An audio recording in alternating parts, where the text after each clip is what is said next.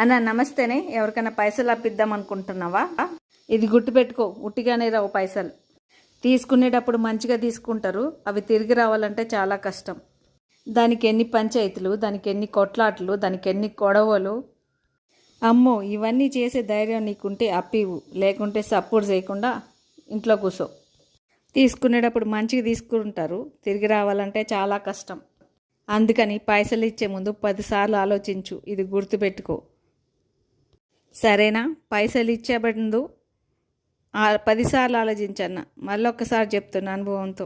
వాళ్ళకి పైసలు అవసరమైతే మన ఇంటికి వస్తారు. పైసలు ఇచ్చిన తర్వాత మనమే వాళ్ళ ఇంటికి పోతూనే ఉండాలి. రోజు ఇదే పని. కాబట్టి ఆలోచించుకో, మన పైసలు ఇచ్చుడు ఎందుకు, వాళ్ళ ఇంటి చుట్టూ తిరుగుడు ఎందుకు? ఏమంటావన్నా? కరెక్టేనా? మన చేతిలో ఉన్నప్పుడే ఆ పైసలు మనయి, లేకుంటే వాళ్ళై. పైసలు తిరిగి వచ్చే వరకు గుండెలు పట్టుకొని